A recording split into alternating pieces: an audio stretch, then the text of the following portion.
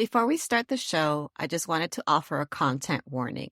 This episode contains discussions of sexual assault and violence against women. Please feel free to skip this one if needed.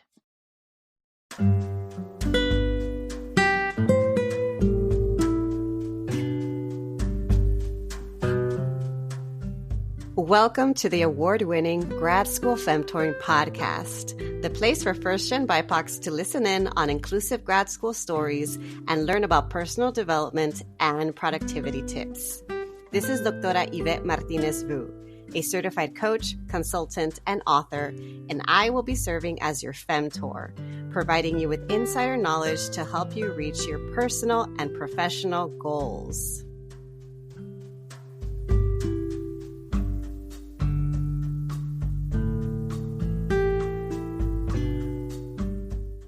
Welcome back, everyone, to another episode of the Grad School Femtoring Podcast. This is your host, Doctora Yvette. Today, we are going over the topic of performance as activism. I'm so excited. Our guest today is someone near and dear to me, a great friend and femtor of mine. Su nombre es Doris Difarnecio, and she is Yes, Doris, la gran Doris. She's an interdisciplinary artist, theater director, performance activist, and sociologist. From 1999 to 2013, she was theater director for FOMA in Chiapas, Mexico. FOMA is a nonprofit created by Mujeres Mayas aiming to support women and children in their education and preserving their community life. Together, they created 15 theatrical works that traveled nationally and internationally. In 2007, she began directing the Hemispheric Center at FOMA, and in 2010, she created Arte Acción, an interdisciplinary and digital platform for performance and politics. Doris's work focuses on body, memory, self-recognition as a way to promote agency and build community, and I'm so excited to have her today. Bienvenida to the podcast, Doris. Thank you, gracias, tante grazie in italiano, in portoghese, obrigadissima. This is going to be a multilingual podcast. Might start speaking Portuguese as we always do. I know. But I do move from Spanish to English, and I think I do it on purpose because I find a comfort zone in el español y el inglés. And that's okay here. We can do it however we want to. You know me, Pocho is probably my native tongue at this point. So clearly, for folks who are listening, that you and I know each other. We've known each other for a while. But for folks who don't know you or who are new to you and your work, I want you to start us out by telling us a little bit more about who you are, and also what you do, how you got to where you are today. There's so many interesting things about you. I know everything. Pues un poco de todo. Okay, well, I think it's first of all, thank you, Yvette. Es un honor. Thank you. I know that this is a very important podcast, that you have a tremendous outreach, and that you are a very important voice in your field, in your endeavor, in projects. And this podcast, I know, has many followers, and I know that people want to get on to speak with you, and you invited me. So this is a total honor and a privilege to have the space to talk about the work of Arte Acción and a little bit about who I am and what this work is about, and also to share with you that Arte Acción is co-directed, co-created now with my partner of life, Catherine Surfield, visual artist. So I want to make sure I put her right there on the map. and kind of, it's a huge task and it's a huge endeavor, and for a single person to do it, it's a lot. It's massive. So the fact that my partner, my wife, is also involved in activism, in education, and in the arts, and wanted very much to become a co-accionera, a huge impact on the planet. But, a ver, comenzamos. Te cuento un poquito. See, I would love to hear more. I'll tell you a little more. I think you'll make connections to a brief cuento, a brief about who I am and how did I get to acting.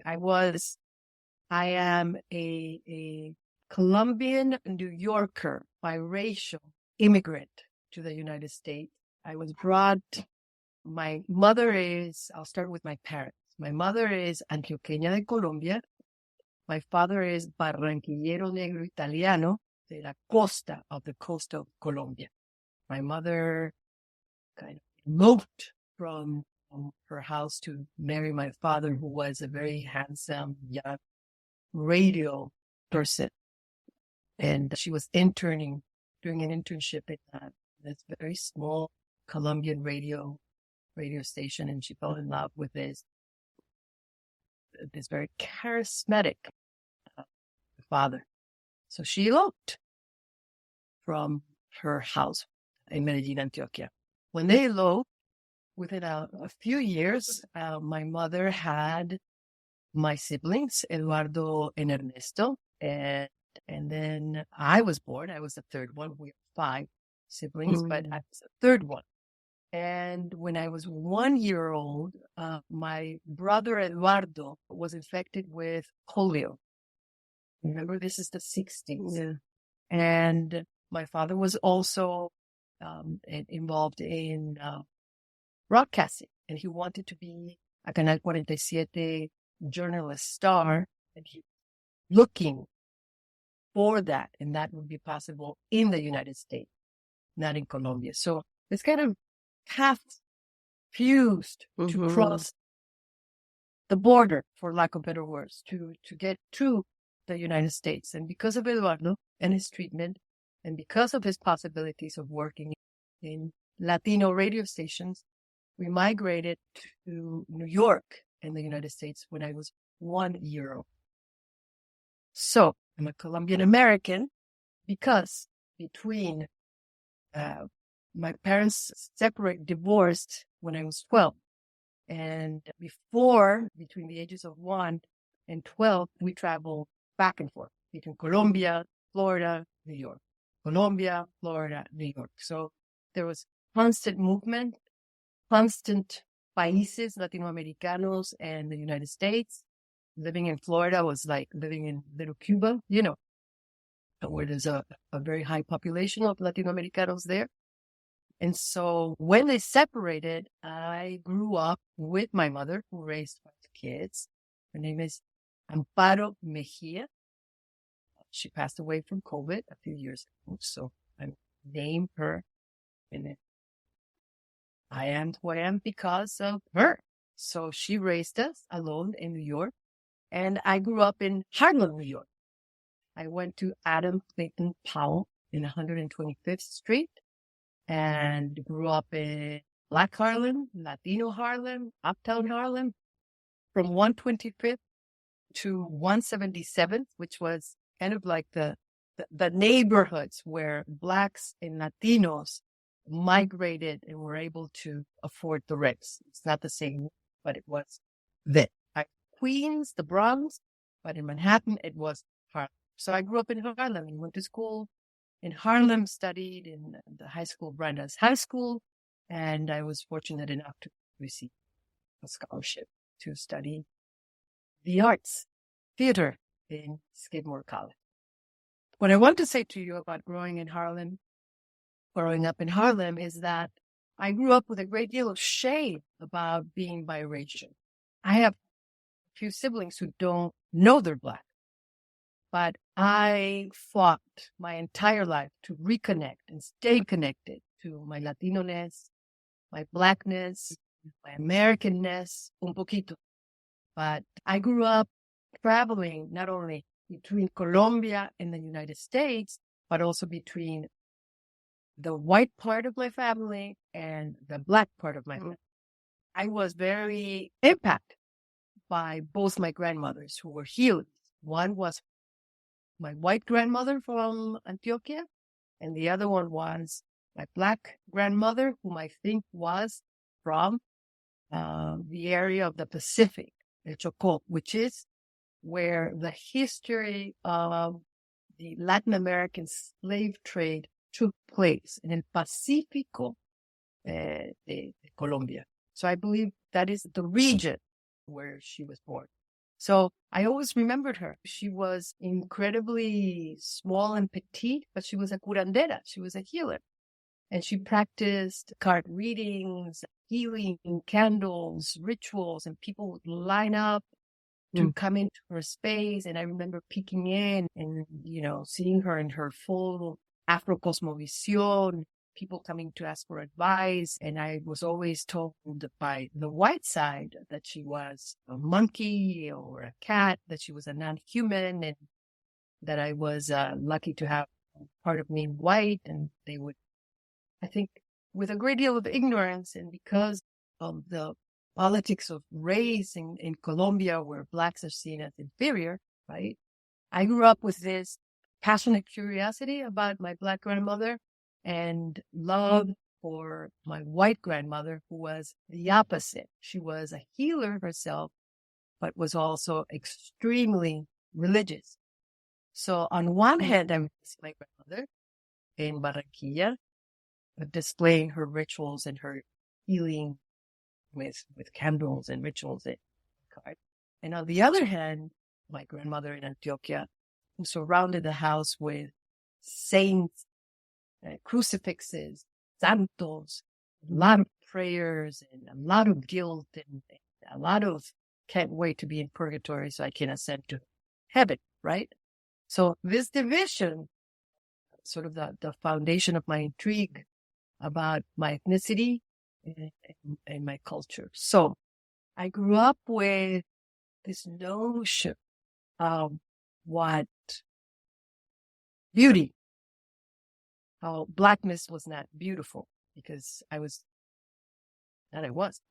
biracial. So as a child, my white uncles would touch my nose and pick it up and say, oh, just with that one little bit of your nose up, if you were a little lighter skinned. And it affected me then, but it propelled me later to look for my roots and to connect to both my relatives, but in particular, I kind of anchored my memory around who she was, where did she come from, and where did the transatlantic slave trade happen in Latin America, and in particular in Colombia, where I have just been working with Chile in El Chocó. So, and I felt very at home in El Chocó. So I say this about this duality, right? Mm-hmm. In mixing our bloods in Latin America, because when I grew up in Harlem, that is where I found my Blackness. That is where I was American, in American Blackness. That is where I found Martin Luther King, Malcolm X, James Baldwin, Black writers, Toni Morrison, but in particular, the civil rights speakers like Luther King, and in particular, Malcolm X. And there were streets where I lived in Harlem that were named this. And I remember going, oh, I'm Black. And many of my friends, and including up to my adult life, the question is, no, you're not. And so I fall into this space where I have to convince people that I'm not an exotica, that there are Black people in Latin America, and that my life as an American in this life of adaptation to the American dream, because my parents came to the United States looking for a better life for us, and then they separated in this transformation. What I knew was that I found a place, that I found an identity, and that crosses my work. The identity of Latino-ness and the identity and historical context of mixed bloods. Mm-hmm. And it was centered when I went to school in Harlem and went to high school in Harlem and was accepted to a very white university, college, Skidmore College. So because of my life experience, identity, race, gender, as a lesbian woman married to a beautiful woman, issues of LGBTQ, human rights around these perspectives, these identities, central to the work I do. So I went to school, studied literature, and I decided, literature, I don't know. Well, Hispano-American literature, Lope de Vega, it's kind of, I don't know, it's not so interesting. Cervantes, I've heard that since I was a 7th grade. Oh, wow, well, let me get into the theater department. Let's see what happens if I try to get into their summer program and hopefully accept me because I'm special. So during that time, when I was accepted to the university, to Skidmore, I think I was out of 3,000 students, there were 3 to 5 Latinas and Black students. There were not many of them in that. I had hopes to study theater and literature and dance. And I applied to the theater department, got in, and I remember thinking theater is connected to voice. Theater is connected in space. Theater is connecting to telling your story. Theater is connected to emotions. Theater is movement. And so when I auditioned, I had a great deal of anger and frustration and sadness in my cabeza, in my head, and in my heart. During that time, not only were my parents already separated, and these were very, very complicated times for my family, but before going to Skidmore, killing of Salvadorian farmers and activists was in its peak. The military, the American military, was very involved in controlling the social movements in El Salvador, the late 70s. And so in our neighborhood and in New York, the subway stations were full of gigantic posters of Amnesty International projecting images of families and farmers murdered. And every day, traveling from wherever you were, these images were very, very strong in the news, in the radio. And so I was very connected to I was always very interested in knowing what was happening in Latin America. And I knew that I wanted to be an activist, and I knew that I wanted to use the art some way, but I didn't know exactly how. So when I came to Skidmore, it was a very utopic, beautiful place. I know that you had the sense in the space that you were to behave in a particular way and to adapt, right? But when I had the opportunity to audition and perform, we worked on improvisation, which was not structured. It was grab this moment, anchor it, and express yourself about it. And so I used that time to express my emotions and to tell Reagan to go fuck himself. Full bout in a primal Medea scream. The day after, I was asked to, very politely, to leave the theater because other students were intimidated by my ferocious anger at the President of the United States during that time. And they didn't feel safe. And that was the fire for me to stick with it. So instead, what I did was to look on my own for opportunities to act with different theater companies. So saying no was an incentive to seek ways to find art, to find theater, to find voice, to find space.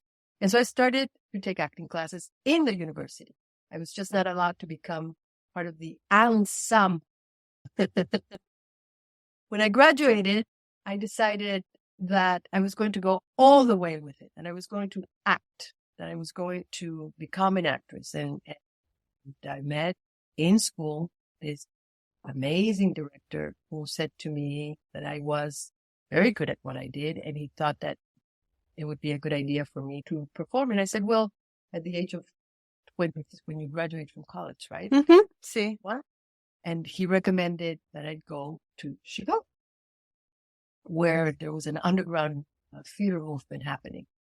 And within a few weeks, I worked very hard, saved money, got on a bus, and went to Chicago to act, and started to figure out how to learn to become an excellent waitress in excellent restaurants.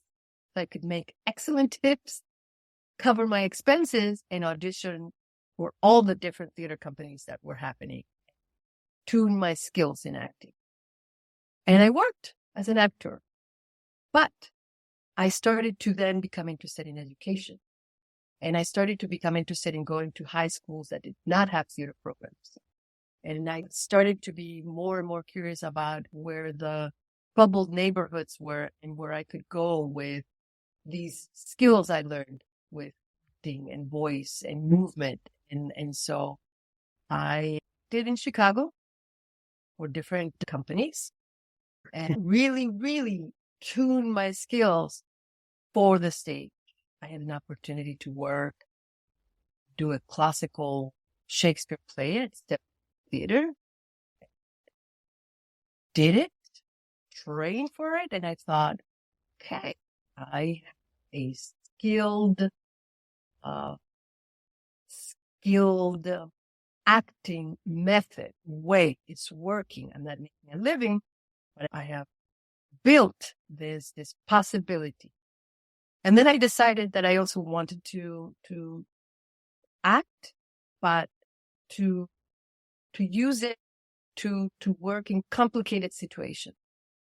It started to turn more and more into education, possibilities for students in elementary school, high schools, while I was acting, and I decided to do it for myself, but also to do it for others, so that I could enable other young people to learn the skills I learned in the university and in the institutions and different theater organizations I was working in.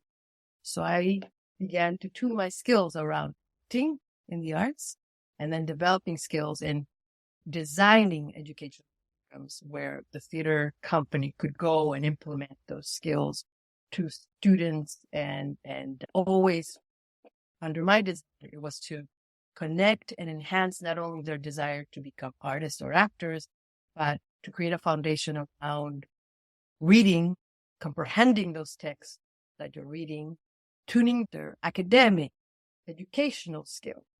And most of the students we worked with were not expected to do well.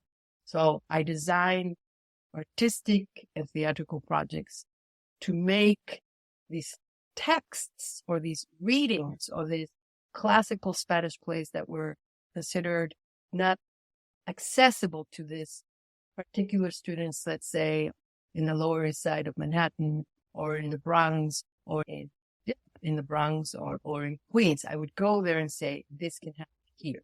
So I developed this program. It was very successful. I acted in plays in the theater company. And during the summers, I would go away with Ralph Lee, who was a master puppeteer a la Bread and Puppet Theater. So I would go away with him during the summers and travel around the Northeast with this beautiful, sweet type of bread and puppet theater company, but it was called the Meadowee River Theater Company. And we would build the puppets, build the stage, build the set, build the clothing for the puppets and the actors, right? And I thought, this is community. This is art, community, popular theater, huge puppets, meaning that you had to be physically fit, you had to also project your voice. And there was also a social commentary that was projected onto the audience to create collectivity, to create conversations, to create dialogue. But really, really, really, it was entertainment to create community. And I loved it. So Ralph, I worked with him for a few years, and one day he decided to let me know that he used to work in this place called Chiapas, where he would go and work with a group of indigenous playwrights, artists, actors. And he no longer wanted to return. He was to develop he was getting weaker and older, and he wanted to concentrate in his theater company. And he offered me the position to go to Chiapas, work with the company he was working with. And I was very, very, very excited to do this. Decided to work very hard to raise the money to get me there, because there was absolutely no funding, not from RAL, from Intern, not from any organization. I had to figure out how to transition my life from New York to Mexico, Chiapas, where at that point, the Zapatista uprising was happening. And the Zapatista uprising was the indigenous liberation movement that was happening in San Cristóbal de las Casas, Chiapas, in ONT. So I did it. It was dream of my life to work with indigenous communities in Colombia and in Mexico. This time it was going to be in Mexico. And I had seen the actresses in New York. They were traveling, touring with Raul. And I remember seeing them and going, I want to go to where they work. They work in Chiapas, have a not-for-profit organization that focuses on women's human rights, teaching the indigenous women reading, writing, they were cooking, sewing workshops, right? I said, I want to go there. When I saw them on stage, they disappeared. You could not hear them. You could not see them. All of their cultural tradition that they were battling against were visible on stage. You don't speak loud. You don't raise your eyes to look at someone directly at you. You don't affirm your emotions, but you emulate them on the stage. So their voices were not connected to themselves. They couldn't look at each other. So they were imitating and they're acting, let's say, for lack of better words, Spanish soap operas. Entonces hablaban de esta manera. And si hablaban un pasito así que no se escuchaban bien. And when I saw them, I said to Ralph, I will go there and I will transfer my skill and I want to learn about them. So it will be mutual. We will work with each other. And I had the opportunity then to go in 1999. At that point, I had been in a play, The House of Bernarda Alba, and I decided this is the play that will be adapted by Mayan actresses according to their own interpretation, and they will choose the characters that will be appropriate for each one of them. And I will go there with this dream.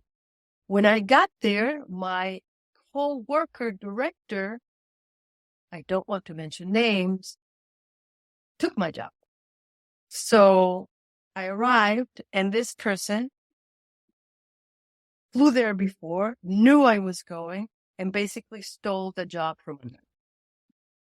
But what happened was that the company lost the actresses. It was mostly a male chamula cultural organization where the women developed plays with the men, but were not allowed to be seen.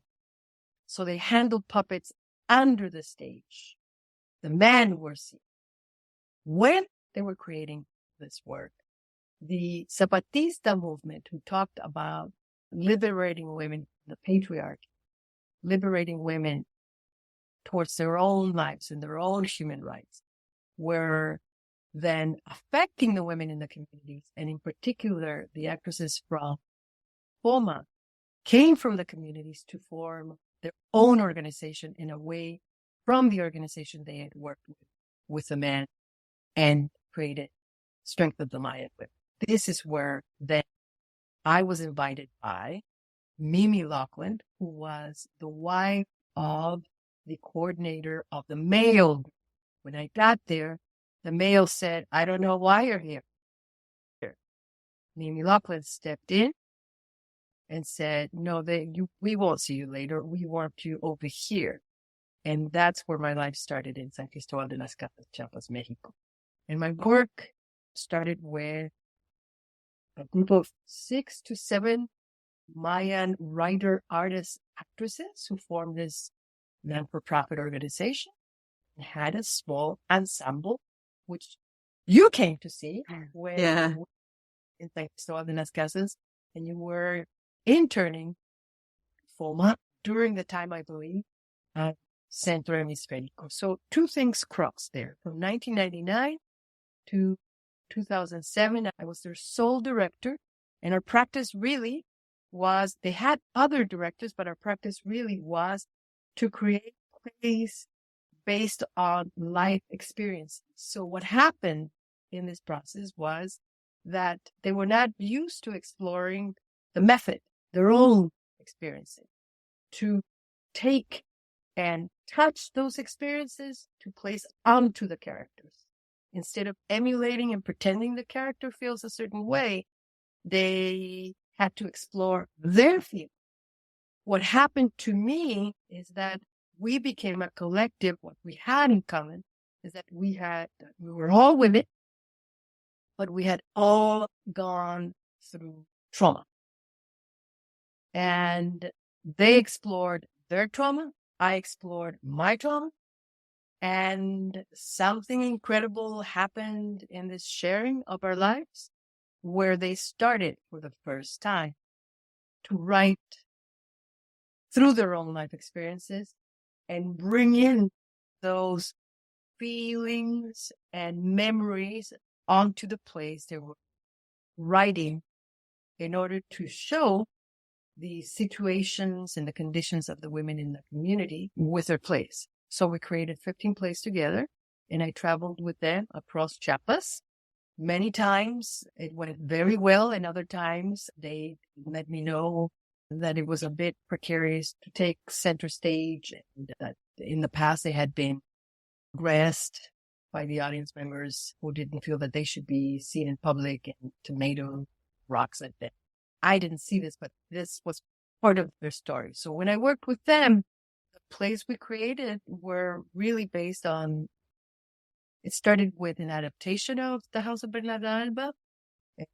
From then on, 15 plays created through interviews, through archiving their photographs and journals and diaries and interviews of their families, and where they came from, where they lived, and what was the repetition generationally of violence in their own lives, and what was the leap of faith that we're going to take to dig into that in order to bring it to the stage and public story that we're going to tell in the community. So in a way, they politicized the personal to create art and activism for the popular theater that was going to their community.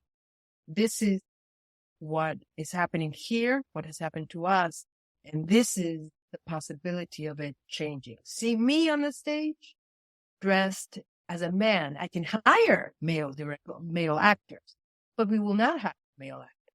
We're going to put on a hat, male pants, male shoes, and we're going to project our sense and ideas of what this masculinity is and what are the dynamics between genders. And it was an incredible experience. During that time, when they performed in 2007, The House of Bernarda Alba, I was going back and forth between New York in order to make a living and return to Chiapas. And after a few plays and The House of Bernarda Alba, Diana Taylor from the Institute Performance from the University of New York saw the play, and fortunately enough, she had a relationship with Isabel, who was the director of POMA and Petrona de la Cruz, and they decided to apply for funding to the Ford Foundation to build a sede of the Institute of Performance and Politics of New York in Chiapas, inside of the POMA building. The funding came through, they renovated the casita into a medium-sized glass stage. They built a theater. The organization continued working with their objectives. The theater company, the theater ensemble continued, and Diana Taylor at that moment asked me then to direct the Institute of Performance and Politics in San Cristóbal de las Casas, Chiapas. So really, really my life then became about activism, theater, and performance in politics. I lived in San Cristobal de las Casas until the year 2013.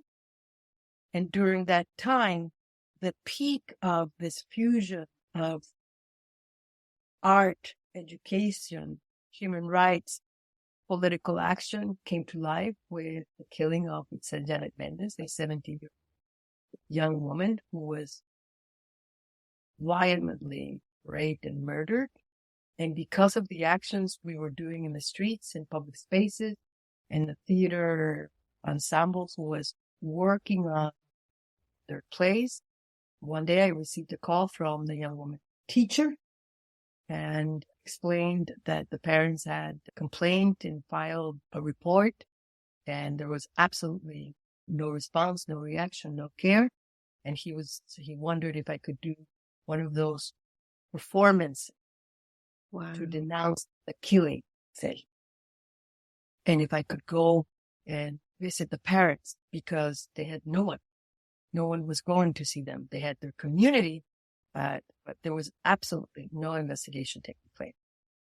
And from then on, my life completely changed. I then started to work with Isel's parents and the community and other organizations, human rights organizations in San Cristobal de las Casas. I think you were still there. You were there a little bit before. This was 2012. And I was in there 2011. 2011. So yeah, we were there for the marcha.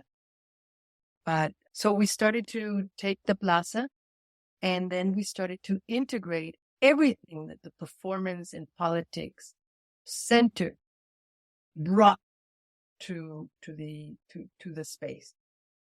All the actors, all the musicians, all the activists, all the academics, all the theories came into place to intervene public spaces, bring in the community, and walk with the parents to denounce the killing of it. What was particular is that it wasn't marches were done, but performances and actions bringing in the ritual were not. So what I did was to meet the parent, understand what happened to her, and then work with las vendedoras de las flores en el mercado, with the women who sell flowers. And I basically proposed to the parents to take with me the public plaza in front of the church and the government building. And we would create with the community a gigantic altar with her name and a huge poster and many people calling attention to feminicide. And it worked. Many people came. Parents were able to articulate their pain, not only for themselves, but for this horrible epidemic that is happening and continues to happen all over the world, in particular, San Cristobal de las Casas, Chiapas. So these actions became recurrent. They happened. Unfortunately, they happened around feminicide. And many times I also did performances side, walking with a parent.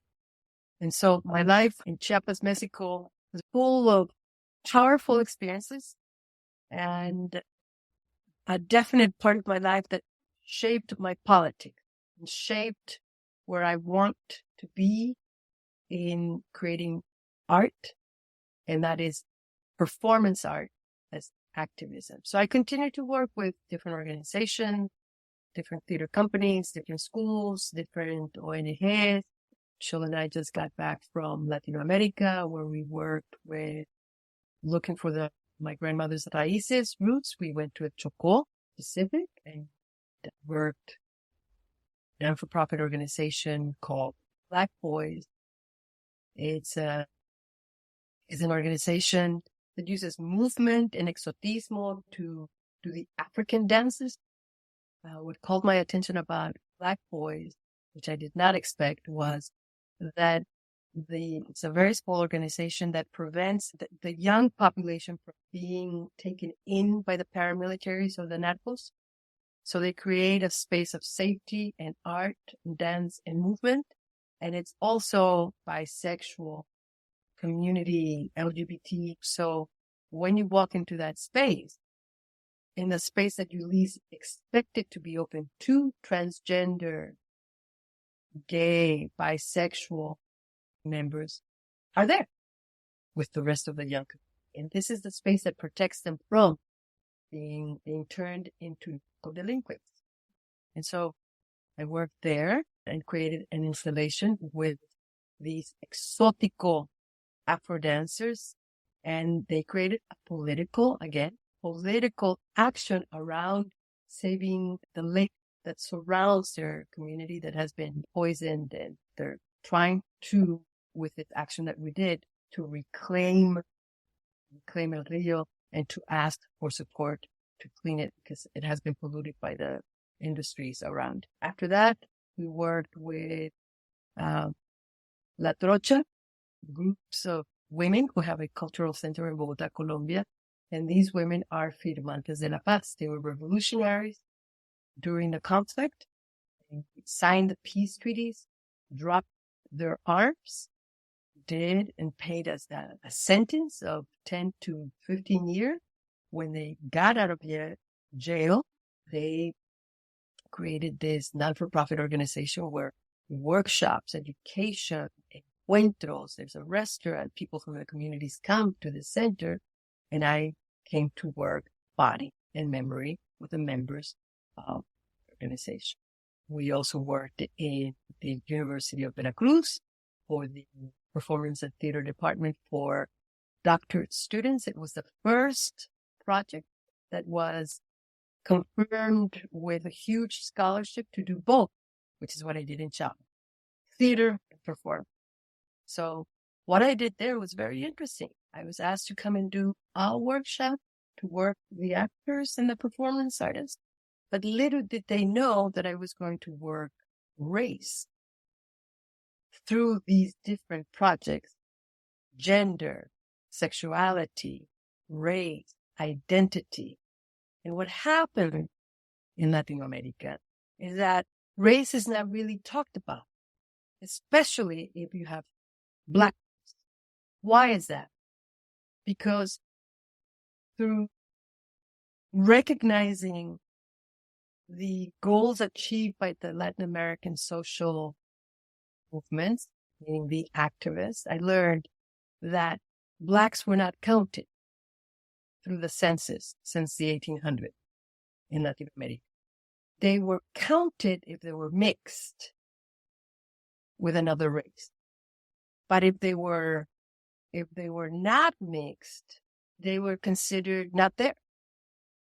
So if you're not counted in the census, you don't have access to education, you don't have access to health, you don't have access to landed property.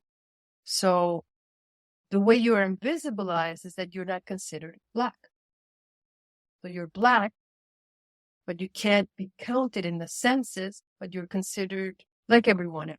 So this was a symptom I learned in Latin America. So when I worked in the different areas in Colombia, Bogotá, Panama, Mexico, El Chocó, race is a center, a conversation to have, to rip the taboos away from it, right? Because there are generations and generations and generations that do not know.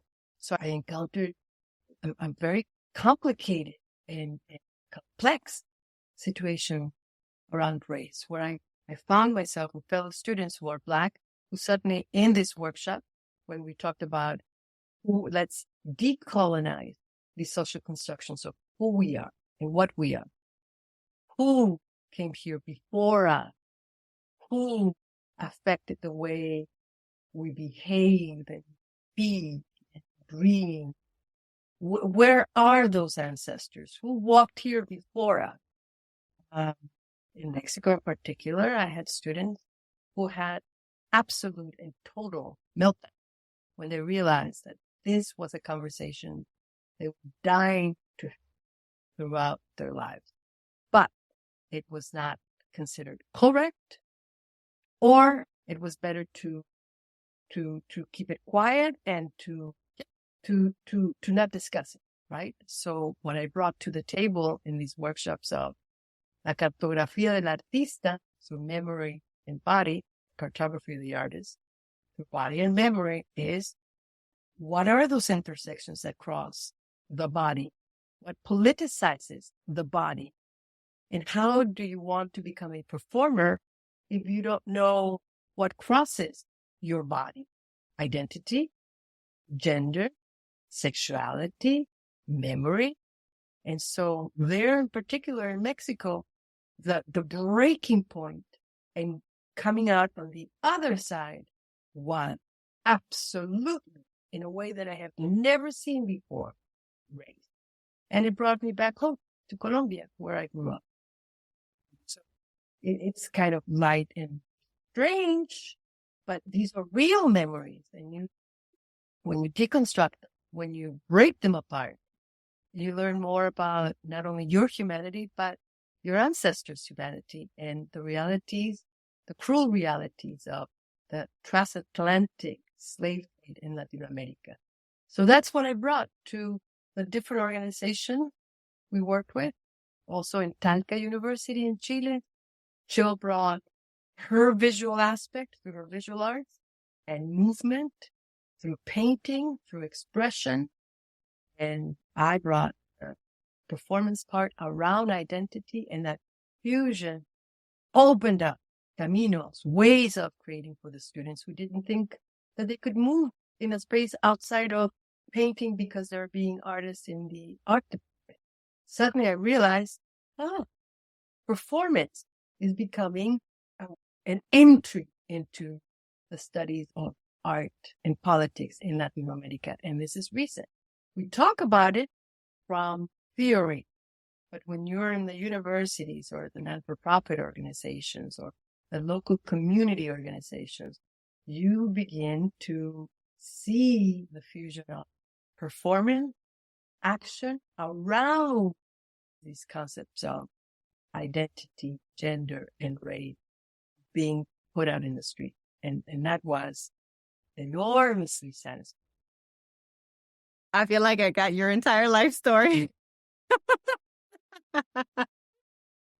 And a lot of things are resonating for me right now. I'll go back to what you mentioned about your childhood and about both your grandmothers being healers. I really connected with that portion of it because of my mom having her own botanica and a lot of different ritualistic aspects that happen in her store, especially around candles. So I really connected with that. I also connected with the part of you that went to school, studied literature. I also studied literature, was a theater minor, was not I was not accepted in that way in the theater department, but I found ways to do theater outside of the theater department. So that's very, very funny that we have some of these parallels. And then eventually our lives crossed later on when you were doing this work. I was going to ask you several questions, but I feel like you already touched on them. So clearly I was going to ask you about to hear more about your academic trajectory going to college and, how you landed doing theater, which you did tell us. I was going to also ask you about FOMA and how this work has shaped your trajectory. And you really told us how impactful it was to you. It was impactful for me, and I was only there for a couple of months. So to know that you were there for over a decade, how long was it? Oh my goodness, from 1999 to 2007, I was back and forth. And then the hemisphere from 2007 to 2013. 2013, I exiting, I don't know if I told you, but my apartment was broken into it. I do remember you telling me that. Yeah. It was time to go. I needed to return and be closer to family. But before returning to the States, I wanted to travel through Latin America by bus. And so from 2013, I stayed and worked Petrona de la Cruz. Mm-hmm. And through the same methodologia that we developed in our trajectory with FOMO. I stayed. Mimi asked me to stay, and she funded me to stay, thank goodness, to work with Petrona. And we developed, through interviews and their life experiences, a play called Dulces y Amargos Sueños. And after I directed her, for which she won a Premio Rosario Castellanos Literario por su trayectoria de vida. Right? She won a state award, the Theater State Award for that play. And she has won many, many awards for that play. But she became Congresswoman for the Parliament in Chiapas, Mexico, and travels the world and is a very recognized, because of her trajectory, politician, actress, individual. So after that, I traveled for a year by bus and did what I did with FOMO, from south to south. And only a crazy person could do that. And I was crazy enough to do it. It was my dream. I was young enough to want to do it. I knew that I wouldn't have the ability and the stamina to do it later. And so for a year, from Uruguay, from Mexico to Bolivia, Peru, Brazil, Argentina, Chile, I worked with not-for-profit organizations, institutions, universities. And again, it was a very mutual relation where I brought in the skills, but I also received a great deal from the exchange to shape this method that I strongly believe in.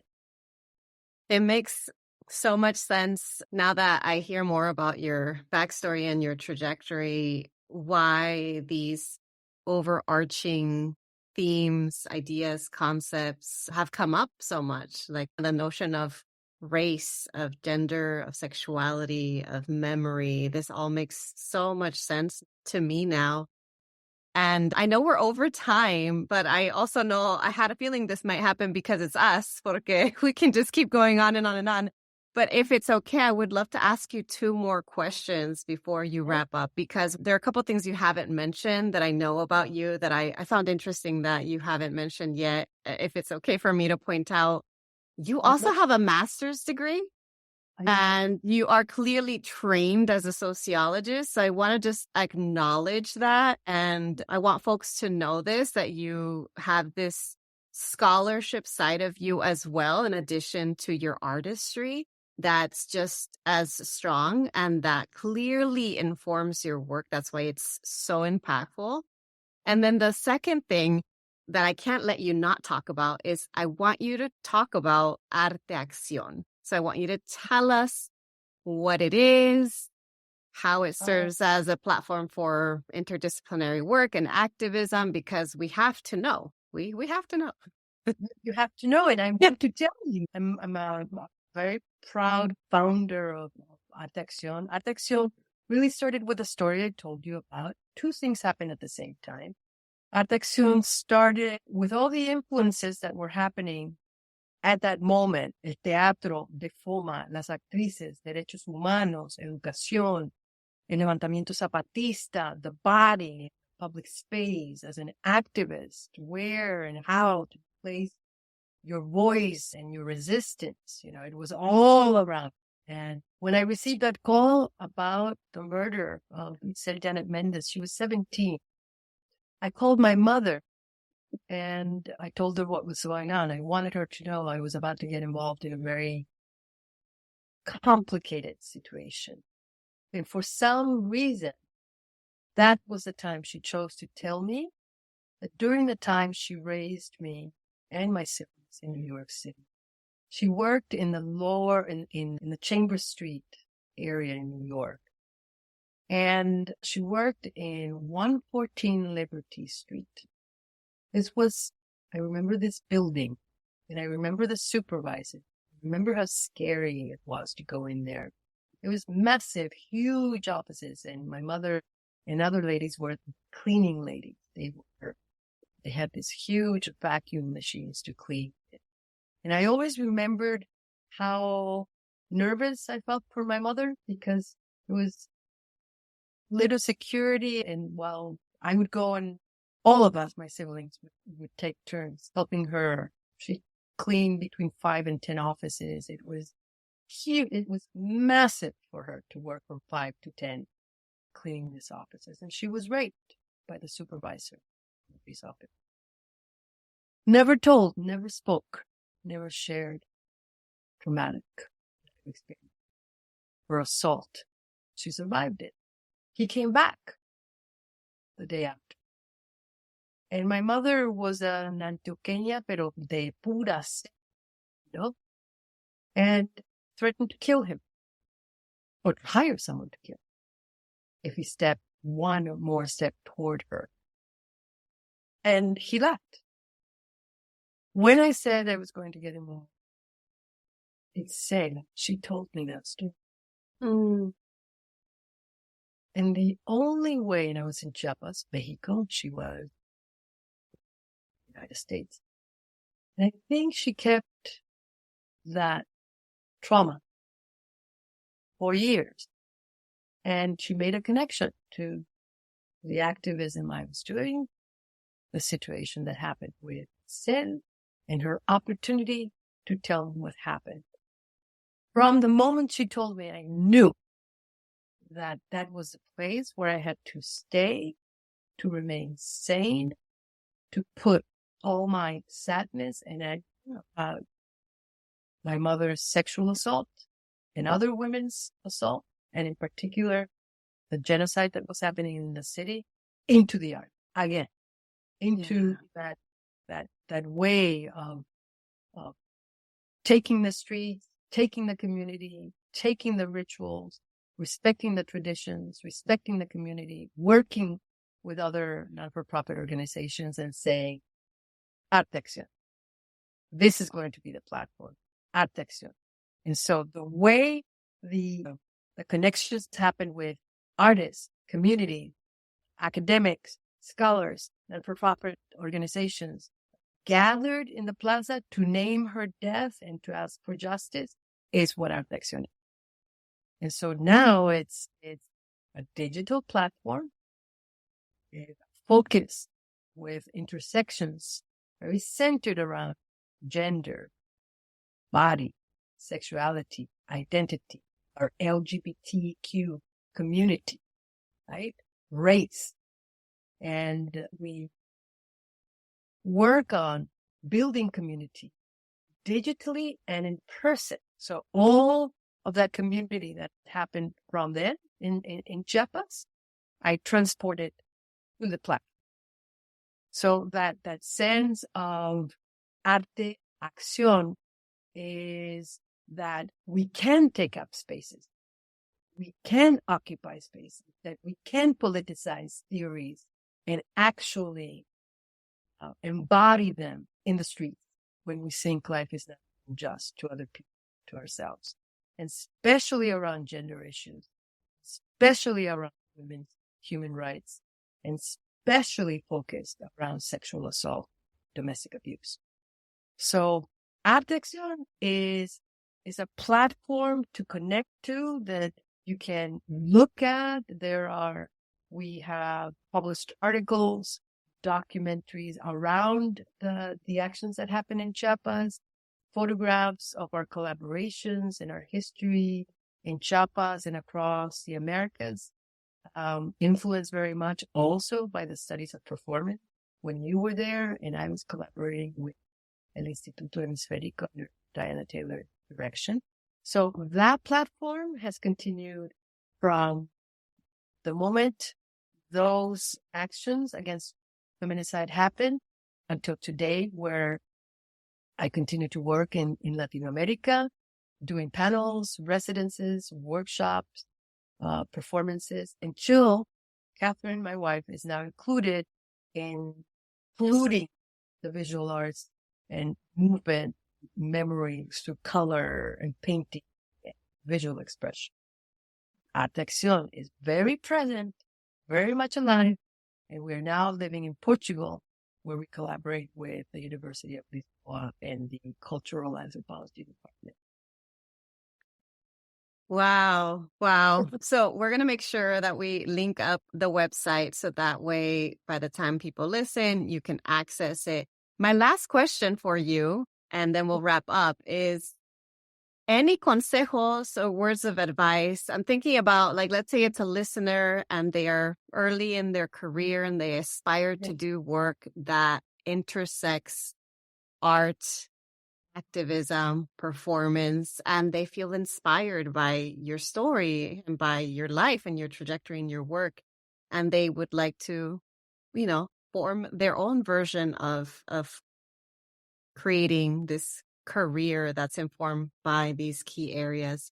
What advice would you have to give them? Because I know personally, I know from knowing you, I also know from many other of my friends and colleagues, this is not easy. But you're doing it and you've been doing it for so long. So just any consejitos that you have would be great to hear. Take good care of yourself. Take care. You always say that. Cuídate. Cuídate mucho. Yeah. Las artes no pagan. Yeah. Be first, take care. First, decolonize. Learn to unlearn. Primero que todo. Learn to unlearn what you have been taught. And that is the hardest part. The hardest part is to go, wait, so when did I come to this country and where did I forget Spanish? And when, without a memory, without a trajectory, without a sense of identity, without a sense of dreams, without a cosmovisión, without a fire in your heart that you have inherited, that it doesn't happen there. It doesn't just arrive by itself, right? To pursue against all odds that are saying to you, no, you said, fuck you, Reagan, of the theater company. No, you're not acting with the right accent. No, go be a waitress. Well, then you become the best waitress and you imagine it temporarily, right? And you make, you kind of situate your dream in a place where you know you have to work very hard to take care of yourself first, to give up a great deal of comforts, for lack of a better word, and to pursue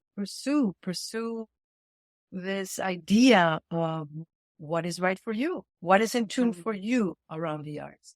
For me, the connection was acting on the stage is what I wanted to do. I did it for many years. I was not an actress who made money through her craft. I never got commercials. I did get I was selected to join a ballet company without being a ballet dancer. I was a modern dance dancer. And I thought, no, I don't want to do that either. So learning about the choices, I was not going to become a ballerina at the age of 23, even though I was accepted into a ballet company in Chicago. And the artistic director was very shocked that I said no.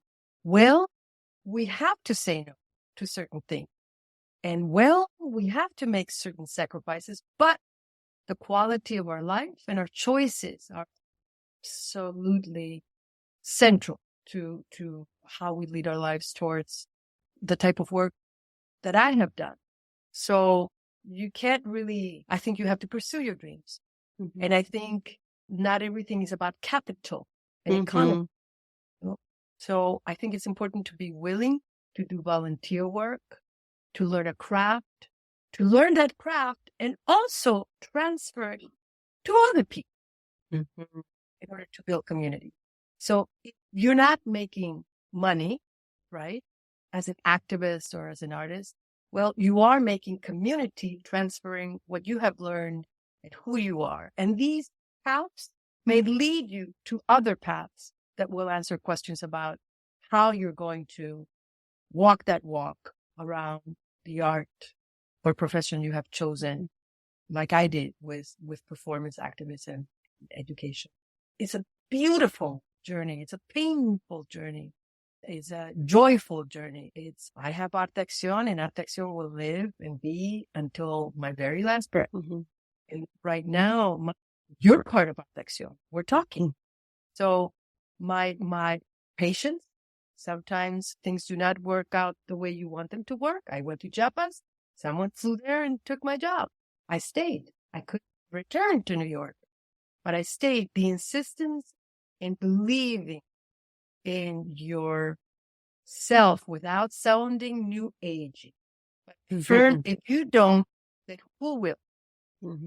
And creating allies, seeking help when you need it, letting sadness happen because that is part of life, contributing to your community and other communities, learning about other communities that you know nothing about, being patient with other ways of doing things, learning to unlearn what you have learned through the trajectory of your life, and be humble, but also be show-offy about your logros.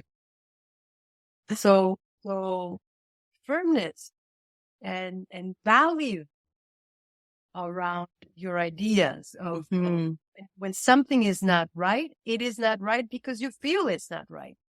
And so I didn't join a ballet company. I instead went to Chiapas, Mexico. So those are very two different things. And some people may wonder about your choices, but the most important person to make those choices is you. Mm-hmm. You, the one who is dreaming about what you want to do with this dream you have of performance and the arts activism. And I'm here to tell you that it is possible.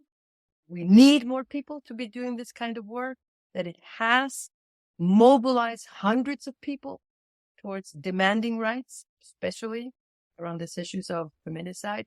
And by the way, the killers were arrested. I returned to Chiapas and saw their flyers and their faces posted against the walls that said Janet Mendez's murderers were jailed and killed in jail. So, we walk away with complicated feelings around the work we do. We also walk away with an enormous satisfaction to be coherent in our lives in doing what we do, especially art and activism and education. What I'm hearing you say is that it's important to decolonize, to get to know ourselves and to make decisions around what feels right and in alignment with us. Yes. Yeah. Well, I want to thank you, Doris. For anybody who resonated with everything that you've shared, is there any way for them to reach you if they want to share just feedback or thoughts or conversation? They can. I will tell you. I have a Facebook under Doris Difarnecio, right? And also, can I give you my email? We'll share it in the show notes. Whatever you share with me afterward will be in the show notes so that folks know how to reach you. So for sure, I will share your website and I will share your Facebook, and that is a direct way for them to contact you there. Absolutely. They can contact me there through Facebook and website.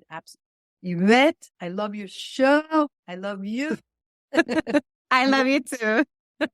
Talk. You say I'm your mentor. I'm absolutely in absolute admiration for the work that you're doing now and how, you were working with me in Chiapas. How many years ago? 13 years ago, maybe. All the transformation that you have gone through, made happen, and always focused on education, making sure not only that your life and your family's life is taken care of, but always what I admire about your platforms and the work you do and your writing is that how you amplify the care, your work and the care for others. And so in that way, we're also very similar. Yeah, we really do. We really are. There's some, even just hearing, I had not heard all the details about your backstory until now. So I'm so grateful and honored that you came on the show and that you're willing to go there and to discover so many parallels. Actually, it makes sense that I felt like we're kindred spirits, even though we're generations apart. Yes. So muchísimas gracias. You know the feeling is mutual. I admire you so much. I'm so grateful that you took the time, you carved out time to share space with me and with my audience. I know they're going to get a lot from this. I mean, I got so many chills from hearing you share everything about your backstory, about your really, really powerful work. So please just keep doing what you're doing. Keep that visibility alive. Coming soon. It is. Everyone has access to it. It will have content. It will have information. It will have published academic scholarly articles. It will have jokes as well. It will have Chill's artistic catalog where you can see that fusion of the visual arts and performance. So I'm very excited to share it with you and your audience. And I thank you so much for this opportunity, especially to share it with you, mi compañera, mi hermana, mi colega, mi gente. Muchas gracias por esta invitación. Thank you so much, Yvette. Oh, thank you. Thanks so much for listening. If you liked what you heard, here are 3 ways you can support the show. The first is to make sure you're subscribed and leave a review on Apple Podcasts. The second way is to get your copy of my free resource kit linked in my show notes. This kit includes tools, worksheets, and podcast playlists on all things grad school, productivity, and personal development. The third way to support my show is to follow me on social media. You can find me on Instagram with the handle @Grad School Femtoring and on LinkedIn by searching my name. Thanks again for listening, and until next time.